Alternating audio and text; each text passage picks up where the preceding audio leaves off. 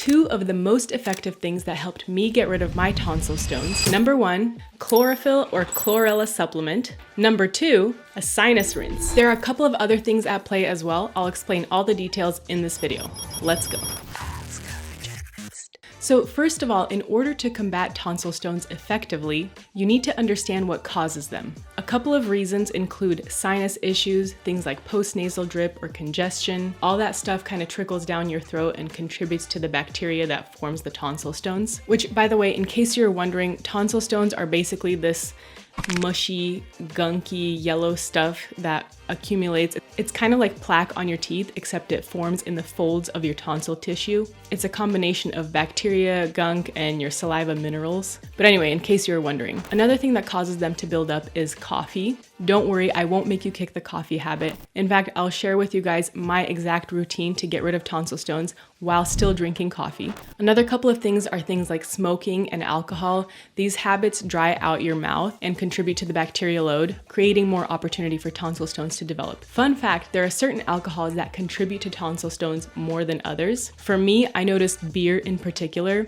Like if I have a beer in the evening, the next morning I can be sure that I'll have a bunch of tonsil stones in my tonsils. I think it's the combination of alcohol plus the carbs, just massive bacteria and saliva mineral overload. One other thing that can contribute to tonsil stones is actually bad oral hygiene. So if you're not brushing or flossing or scraping your tongue consistently, that can again increase the bacterial load in your mouth and cause tonsil stones to develop that much more quickly. Now, perhaps you are brushing and flossing your teeth, but a lot of people actually don't do it correctly. So if you want to double check your technique, whether it be on brushing or flossing, and even if you use an electric or a manual, I've actually made demo videos on my own teeth. So make sure to check those out if you need to. I'll leave links in the description below. Now, real quick, for those of you who have mentioned that you've actually had your tonsils removed, but you still get tonsil stones, tonsil stones actually develop in the folds of your tonsil tissue. So if you don't have tonsils, there's literally nowhere for the tonsil stones to form. Caveat to that, if you are sure that you had a tonsillectomy, there are actually 4 different pairs of tonsils located in our head and neck region. These include the palatine tonsils,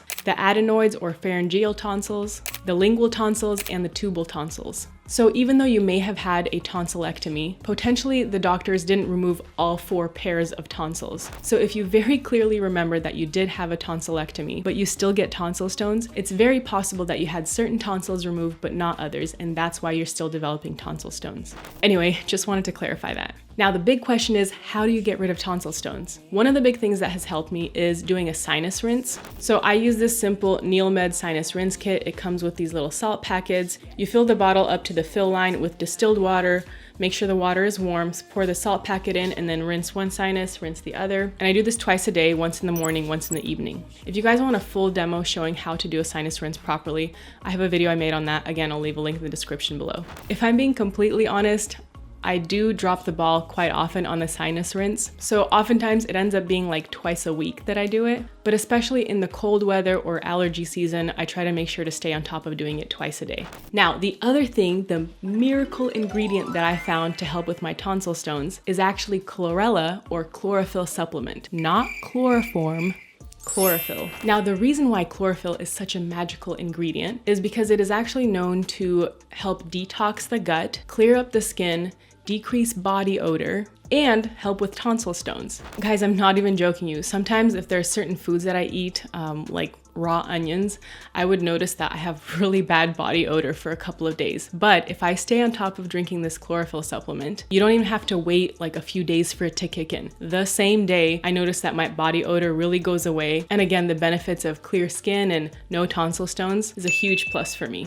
And you can still drink coffee and not get tonsil stones as long as you stay on top of your chlorophyll supplement. So the chlorophyll comes in this little dropper bottle. It's super dark green, so you have to be careful not to get it on your clothes, but very simple to use. You just take a glass of water and then you take your dropper and add 15 drops or so. 1, 2, 3, 4, 5, 6, 7, 8, 9, 10, 11, 12, 13, 14, 15. And then I actually use a straw to mix it up and to drink because I don't want it to stain my teeth.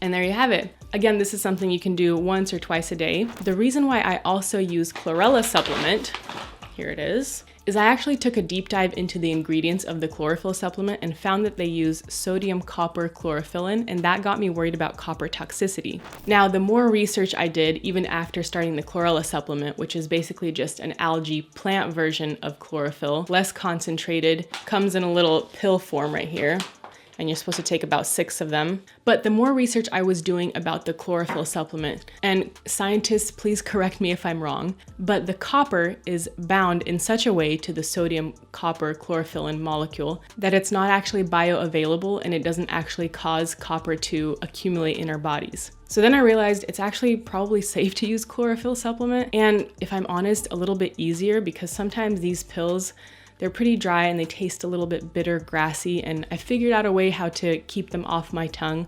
But I imagine that for some people, it's kind of hard to swallow a whole handful of pills at one time without it becoming a difficult mess. So between the two, I would say the chlorophyll supplement is easier to consume, but up to you. All right, don't forget to check out some of the helpful links down below.